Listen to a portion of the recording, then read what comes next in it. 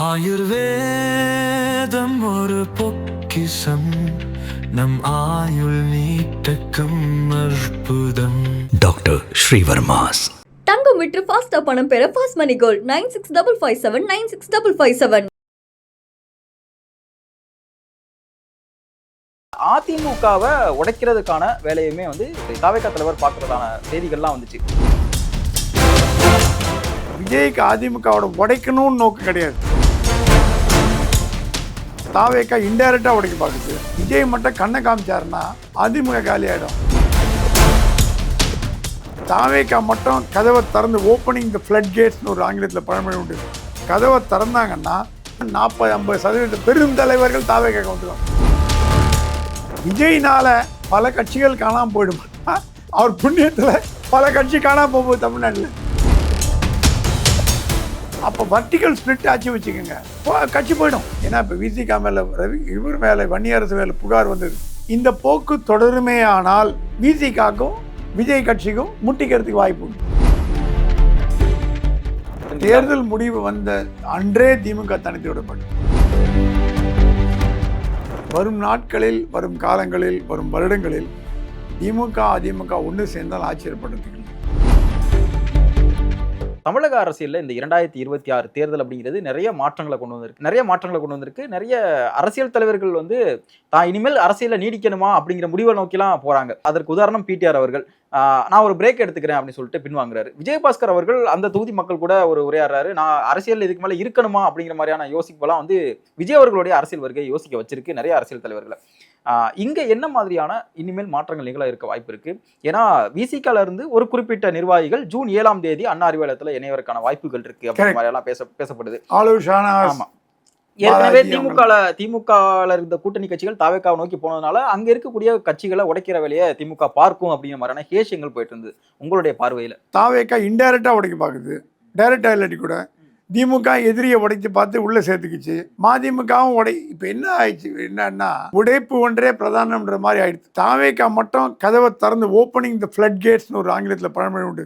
கதவை திறந்தாங்கன்னா எல்லா கட்சியிலேருந்தும் 40-50% பெரும் தலைவர்கள் தாவேகாக்கு வந்துடுவாங்க. ஆனால் விஜய் சொன்னாதான் யாரை வேணால் எடுத்துக்கங்க, திமுகலேருந்து பாஜகலேருந்து இது யாரும் வரக்கூடாது. அப்படி வந்தால் கூட நான் கான்ட்ரவர்ஷியலாக இருக்கணும். நீ ஏன் இன்னும் புது ஆள் எடுக்கிறீங்க? பழைய ஆளுங்களுக்கே நம்ம முன்னும் போஸ்ட் கொடுக்க முடியல.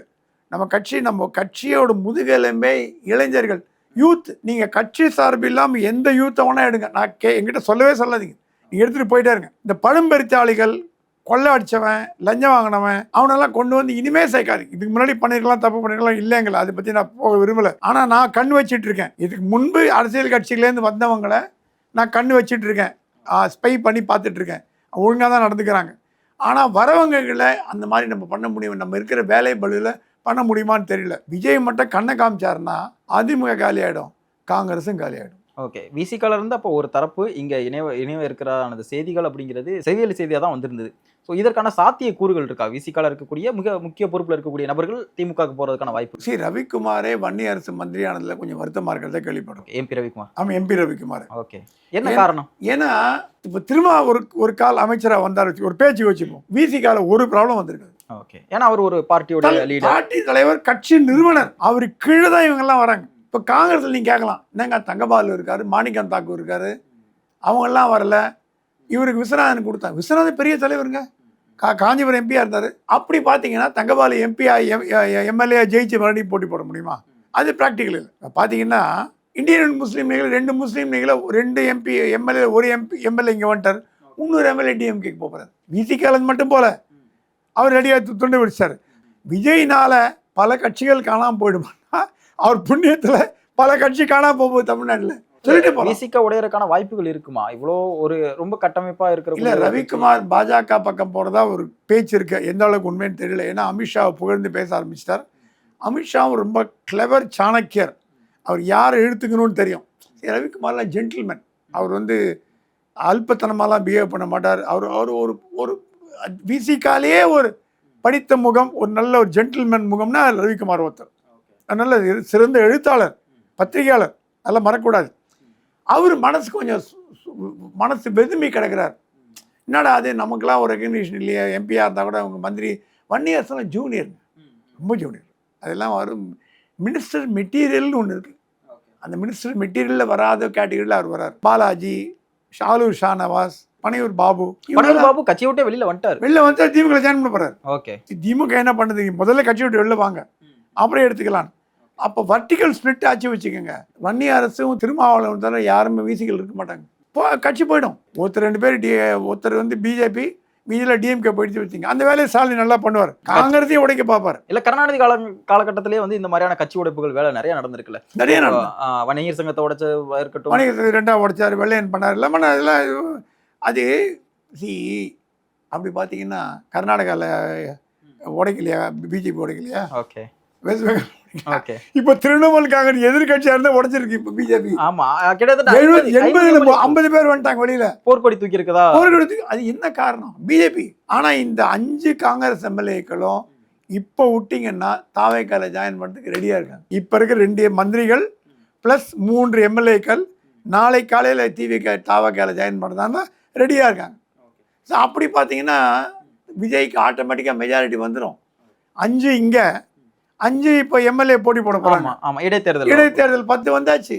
அப்புறம் யார் யார் வரீங்களோ, யார் யார் போகிறீங்க போங்கன்ட்டாங்கன்னா, இங்கே இல்லாமல் அங்கேயும் இல்லாமல் நடுவாந்திரத்தில் மாட்டிக்கினாங்கன்னா, ஏன்னா இப்போ விசிகா மேலே இவர் மேலே வன்னி அரசு மேலே புகார் வந்தது.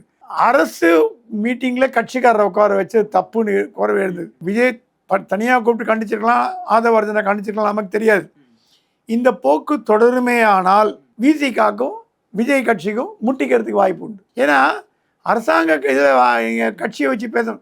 அப்படி பார்த்தா இவர் சொன்னார் இன்னைக்கு இன்பதர, எப்படி நீங்கள் வந்து அரசாங்க கட்சி கூட்டத்தில் எதிர்கட்சியை தாக்கி பேசலாம், நீங்கள் அரசியல் பேசலான்னு.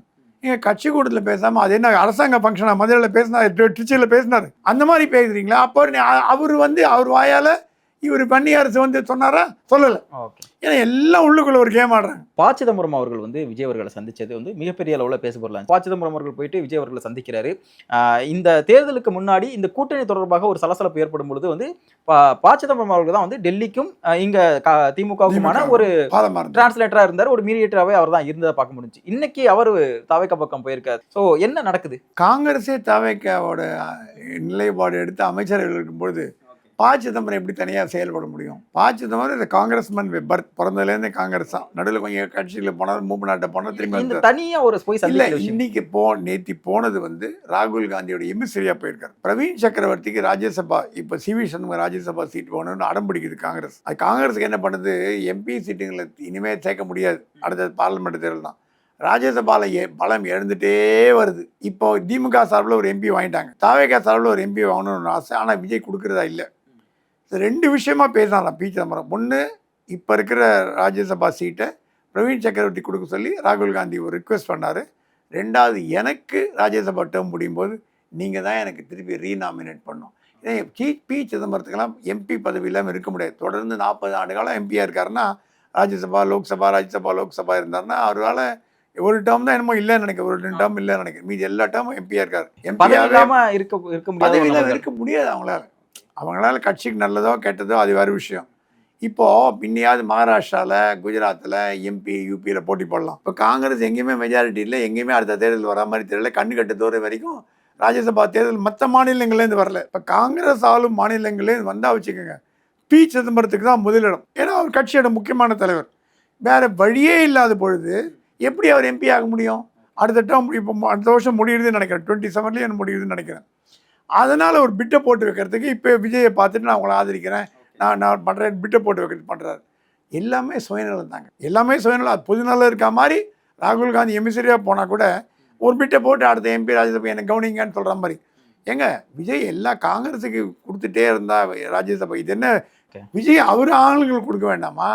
ஃபெலிக்ஸ் ஜெரால்டு கொடுக்க வேண்டாமா? நல்ல சிறந்த நேஷனல் ஸ்போக்ஸ்மேனு. அப்புறம் எவ்வளோ பேர் இருக்காங்க கட்சியில், எவ்வளோ எக்ஸ்பர்ட்ஸ் எல்லாம் இருக்காங்க. இப்போது விஜயோட கூட நெருக்கமானவர்களுக்கு மிஷன் ரெட்டிக்கெல்லாம் ராஜ்யசபா கொடுக்கணும் சொல்லியிருக்காங்க. அவங்களெல்லாம் கொடுக்க வேணாமா? ஓகே. இந்த தாவேக்காவுடைய கூட்டணியில் இருக்கக்கூடிய கட்சிகள், காங்கிரஸா இருக்கட்டும், விசிகாவா இருக்கட்டும், இடதுசாரிகள், இவங்க எல்லாருமே திமுகல ஒரு காலகட்டத்தில திமுக கூட்டணியில பயணிச்ச நபர்கள். இப்போ வரப்போற உள்ளாட்சி தேர்தலா இருக்கட்டும், பாராளுமன்ற தேர்தலா இருக்கட்டும், இதுல அப்போ திமுகவுக்கு ஒரு தனிமைப்படுத்தப்பட்ட நிலை தான் ஏற்பட்டிருக்கா? ஏன்னா திரும்பவும் இந்த கட்சிகள் யாருமே அங்க போறதுக்கான வாய்ப்புகள் இல்லாத மாதிரி தான் இருக்கு. இடதுசாரிகள் நாங்க இவங்க கூட தான் பயணிப்போம், 5 ஆண்டுகள் இவங்க கூட தான் பயணிப்போம்ட்டாங்க. விசிகாவும் அதே ஒரு நிலைப்பாடு எடுத்துட்டாங்க. காங்கிரஸ் ஆல்ரெடி எடுத்துட்டாங்க அந்த நிலைப்பாடு முன்னாடியே. அப்போ திமுக இங்க தனித்து விடப்பட்டிருக்கா தமிழகத்துல? ஒரு கூட்டணி இல்லாத ஒரு தேர்தலை சந்திக்க போறாங்களா? கூட்டணி தேர்தல் முடிவு வந்த அன்றே திமுக தனித்து விடப்பட்டது. இருந்த மதிமுகவும் போயாச்சு, பிரேமலதாவும் எனக்கு துணை முதல்வர் கொடுக்குறேன்ட்டாருங்க அப்படின்னு பிட்டை போட்டு விட்டாங்க. அப்படின்னா ஆனால் விஜய் வந்து பிரேமலதா எடுத்துக்கிறதா இல்லை. அண்ணின் மரியாதை வச்சிருக்காரு, ரொம்ப மரியாதை வச்சிருக்காரு. பிரேமலதா மேலே விஜய் இருக்கிற மரியாதை சொல்லி மாளாது. ஆனால் விஜய் சொல்கிற மரியாதை வேற, கூட்டணிங்கிறது வேறு. அது ரெண்டு பிரித்து பார்க்க நான் விரும்புகிறேன்னா, பிரேமலதாலாம் வந்தால் பிரச்சனை வரும், வேண்டாம் அப்படின்ட்டாங்க. அதனால் அந்த அம்மாவுக்கு வேறு வழி இல்லாமல் அப்படி திமுக இருக்கா. அந்த அம்மா திமுகவில் இருக்க ஒரே மேலே தான் போனாலும் இருந்தாலும் தப்பு கிடையாது, போனாலும் தப்பு கிடையாது. வைகோ வெளியில் வர போகிறாரு அடுத்தம்மா. இந்த மந்த்து ஜூன் 27 பொதுக்குழுவில் கூடி வெளியில் வர போகிறாங்க.